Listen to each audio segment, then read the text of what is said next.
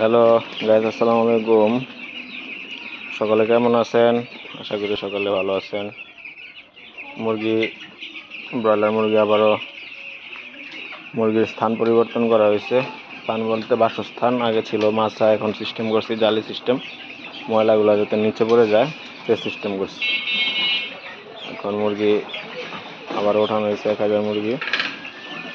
1000 মুরগি সেট করা আছে। মুরগির বয়স আজকে 10 দিন। 10 দিনের বাচ্চাগুলা 250 গ্রাম হবে।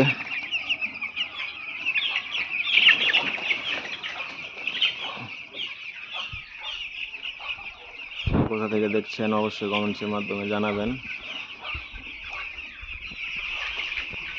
সারা বাংলাদেশ কিন্তু এখন মুরগির দাম কম, বাচ্চার রেটও কম আছে।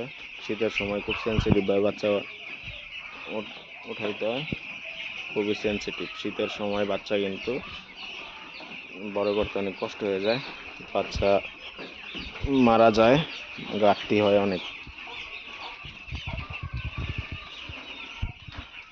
আমার খামারের শেডটা কেমন হয়েছে এবার জানাবেন কমেন্টে।